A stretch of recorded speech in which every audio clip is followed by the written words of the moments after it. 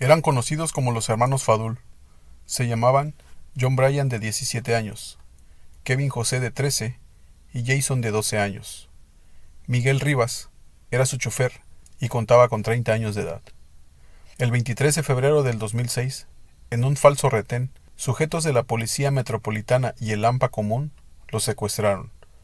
41 días después, entre la frialdad y la ambición, acabaron con sus vidas de una forma inhumana. Los elementos de la Policía Metropolitana, Carlos José Rodríguez, Francisco Gudiño, Carlos Enrique Talavera y Michael Monsalve Sarmiento, junto al exmiembro del cuerpo policial Miguel Antonio Vuelvas Rentería y dos delincuentes de nombre William Alfredo Sosa, alias Negro Papa, y Gabriel Alexander Peñalosa, alias Bemba o Chanche, tenían meses forjando un plan, el cual era obtener 10.000 millones de bolívares a través del secuestro de los hermanos Fadul. Meses antes, quizás en una señal que pasó desapercibida, ya habían secuestrado al mayor de los hermanos, John Bryan, y sus padres Gladys Diab y Hannah Fadul tuvieron que dar a sus captores 100 millones de bolívares. En medio del terror, la familia Fadul, de origen libanés,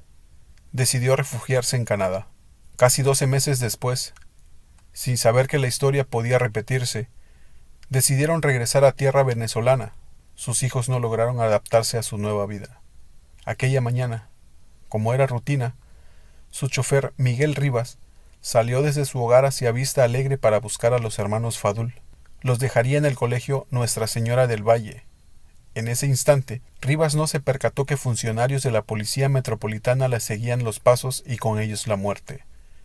Los captores, muy hábilmente, improvisaron un falso retén policial a las puertas del sector donde residía la familia.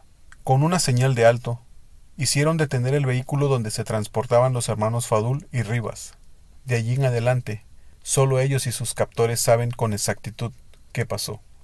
Todo lo demás son hipótesis, investigaciones, testimonios y recopilaciones de datos que en gran medida daban la esperanza de que los regresarían con vida. Según las investigaciones, los delincuentes trasladaron a los rehenes hasta los valles de Tuy en un sitio conocido como la Doble Vía. Ahí aguardaron a otro grupo delictivo que había sido contratado para colaborar en el secuestro de los hermanos. Su líder, un sujeto conocido como Jairo el Colombiano, junto a la banda de Javier Millar García, alias El Nene, su hermano Gilbert, Anexis Julián, Alejandro Mendoza, alias El Papo, y Edgar Ricardo Velázquez, alias Ricardito. Los hermanos Fadul y Miguel Rivas fueron trasladados a otro vehículo. El colombiano, junto a uno de los policías, logró pasar los peajes que lo conducirían hasta el estado de Aragua, a unas pocas horas de la ciudad capital. Los padres recibieron la primera llamada y la suma del rescate poco después. Para ese tiempo, los delincuentes ya estaban a kilómetros de distancias del sector capital. La señal de alerta le indicó a los investigadores policiales que la llamada provenía de La Encrucijada, en el estado de Aragua. Hannah atendió su teléfono y del otro lado escuchó la voz de un hombre con acento colombiano.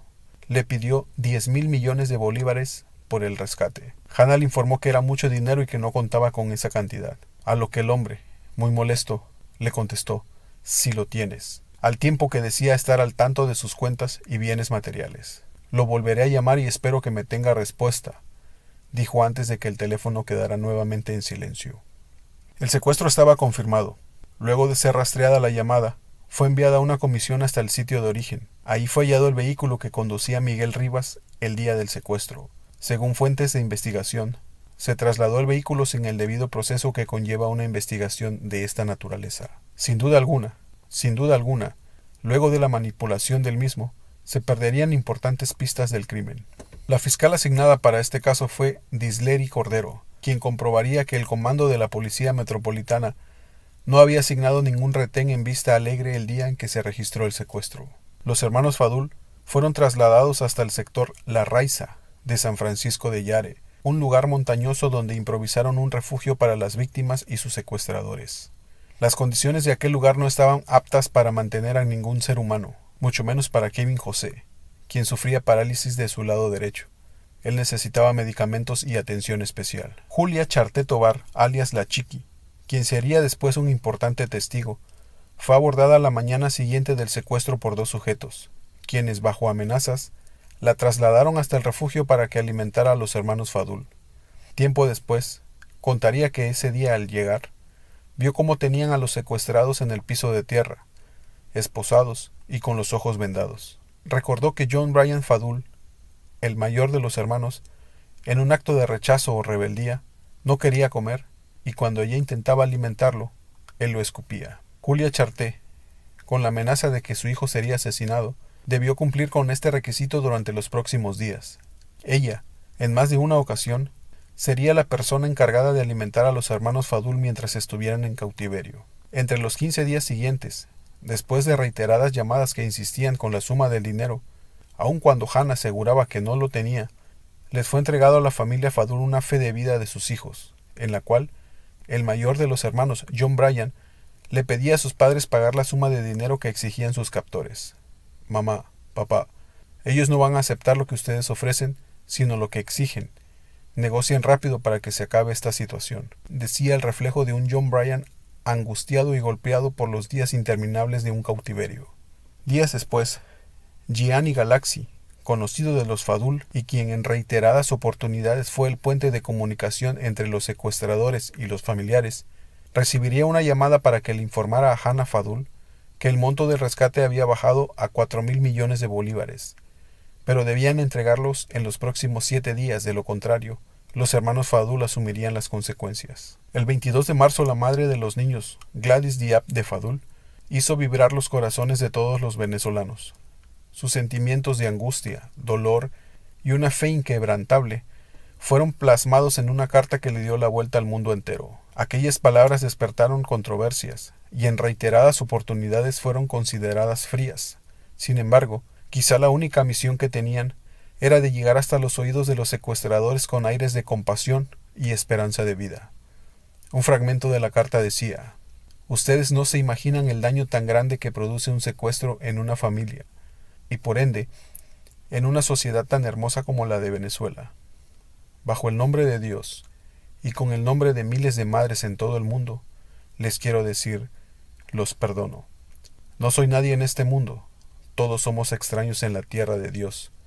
Solo Dios y los representantes de Él perdonan, pero yo soy el mundo para Brian, Kevin y Jason, y tengo la suficiente autoridad para perdonarlos».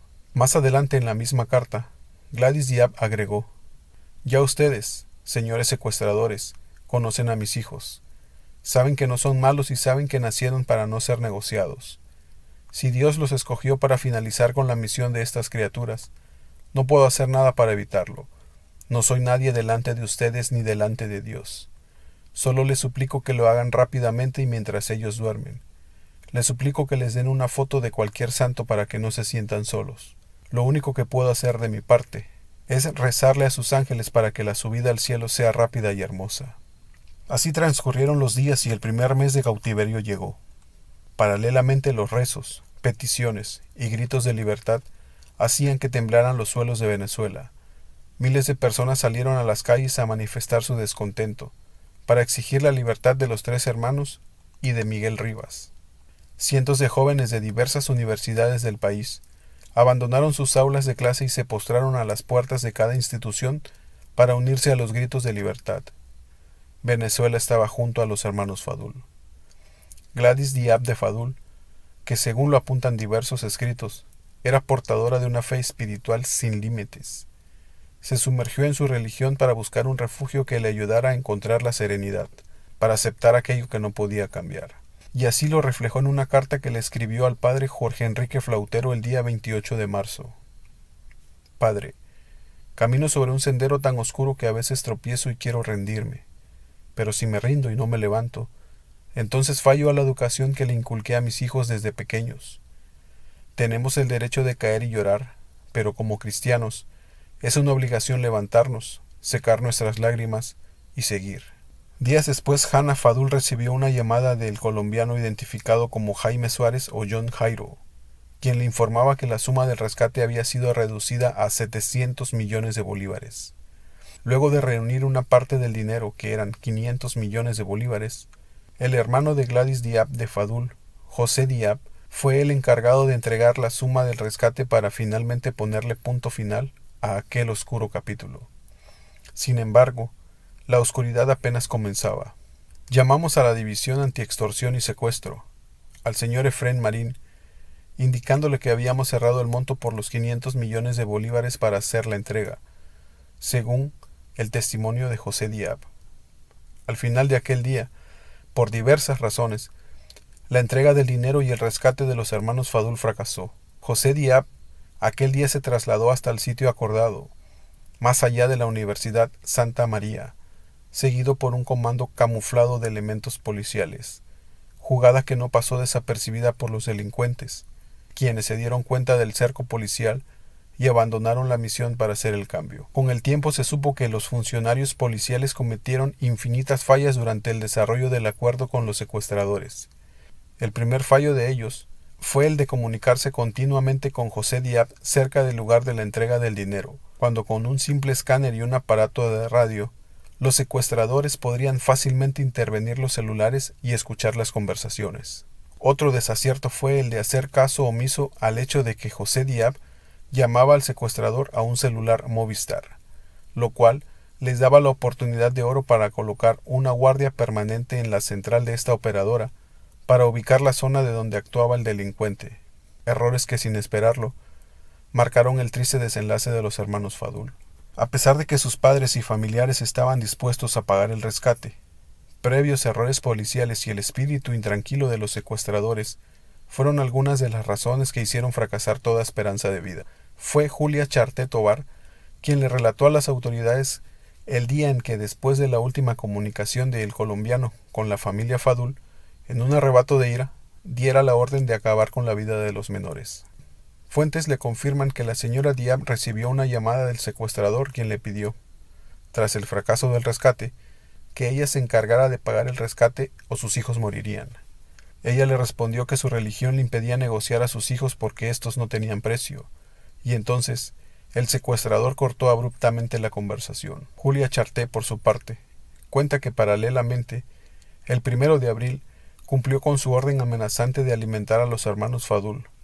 Estando en el lugar del cautiverio y luego de haberles dado de comer el mismo arroz con atún de casi siempre, los gritos del colombiano dieron la orden de sacarla de allí, y entre Alexis, el nene y el colombiano, nació una fuerte discusión. El colombiano, fuera de sí, gritaba enfurecido que la madre de los jóvenes se había negado a seguir con las negociaciones. Increpaba: ¿saben qué me dijo? Que su religión no le permitía dar dinero, pero que de todas maneras le pusiera una estampita cuando los matara, decía con ira el colombiano. Acto seguido sentenció la vida de los hermanos Fadul. Mátenlos. Julia Charté, según declaró, en medio del matorral escuchó el primer disparo. Fue dirigido al mayor de los hermanos, John Bryan, al tiempo que el segundo de los hermanos pedía clemencia por su vida. El señor Miguel Rivas se alzó en un gesto de protección y recibió sin contemplación el segundo disparo. Acto seguido, al Alexis no haber tenido el valor de matar a los dos hermanos menores, el nene tomó la escopeta y disparó sin dudar a quemarropa sobre los cuerpos arrodillados de Kevin José Fadul y Jason Fadul. Julia Charté Tobar, paralizada por el terror, logró refugiarse y caminar hasta conseguir un vehículo que la aislara del sector. Los cuerpos fueron encontrados días después. Los 4 presentaron disparos a quemarropa sobre la cabeza. Las investigaciones lograron capturar a la mayoría de los implicados. Sin embargo, el paradero de el colombiano aún es incierto, puesto que logró burlar a las autoridades policiales. La petición de Gladys Diab, días después de la muerte de sus hijos, a través del programa La Entrevista de RCTV, fue clara. No lloren más la muerte de Jason, ni de Brian, ni de Kevin. Ellos están viviendo libres. Alegrémonos por su resurrección. Yo lloré la sangre de mis amores, pero ahora ya no tengo miedo. Para el mes de julio del año 2015, en Caracas, fue detenido a quien llamaban con el alias El Gordo Lennon, de nombre León Orlando Gandica Reina, de 45 años de edad, señalado como el autor material de la muerte de los hermanos Fadul, en la calle 8 del sector Guanayén, municipio Urdaneta, del estado Aragua. El jefe policial de la entidad explicó que la detención del Gordo Lennon, junto a la de 2 mujeres, según el cuerpo policial, son exintegrantes de la banda El Picure. A lo largo de 63 audiencias de juicio, los fiscales nacionales del estado de Miranda presentaron el expediente del caso de los hermanos Fadul. El equipo de fiscales comprobó la responsabilidad de las 13 personas en la comisión de los delitos del sicariato, secuestro de adolescente con muerte en cautiverio, suministro de sustancias nocivas a adolescentes, secuestro con muerte en cautiverio de adulto, asociación para delinquir, ocultamiento de arma de fuego y encubrimiento en el delito de sicariato. Entre los sentenciados están los policías metropolitanos Francisco Gudiño, Carlos José Rodríguez, Michael Alexander, Carlos Enrique Talavera, quienes son algunas de las personas que estaban en el falso retén instalado en la urbanización Terrazas de Vista Alegre el día del plagio, por el cual estaban cobrando 10.000 millones de bolívares. Asimismo, fueron condenados Javier Miller García Pera, quien disparó contra los 3 hermanos, Alexis Juliano, responsable de la muerte del chofer, a los cuidadores Alejandro Daniel Mendoza, Edgar Ricardo Martínez, José Antonio Febres, Gilbert García, y el otro grupo de personas con condena está encabezada por Luis Eduardo Contreras, quien se hizo pasar por funcionario y fue sentenciado en audiencia preliminar. Igualmente, pagarán la pena máxima William Alfredo Sosa Vargas y Octavio Israel Herrera. Ellos ofrecían información de los movimientos bancarios de las tiendas de los Fadul y del lugar donde el chofer guardaba el vehículo. Por este mismo caso, también fueron sentenciados, luego de admitir los hechos en audiencia preliminar, Adrián Macías Laya y un adolescente, quienes se encargaron de quemar la ropa de las personas que le quitaron la vida a los hermanos Fadul y el chofer. En el grupo de personas sentenciadas en audiencia preliminar por la admisión de los hechos, también se encuentra Julia Charté Tobar, testigo principal y cuidadora de las víctimas. Por la muerte de los hermanos Fadul y el chofer, se encuentran Gabriel Alexander Peñalosa y Ramón Arteaga, quienes forman parte de la banda de secuestradores y se encuentran prófugos. Estas personas cuentan con orden de aprehensión. Si el video te gustó, regálame un like y comparte para que más personas se enteren del trabajo de investigación que realizamos. Esto fue Relatos que nos duelen. Hasta la próxima.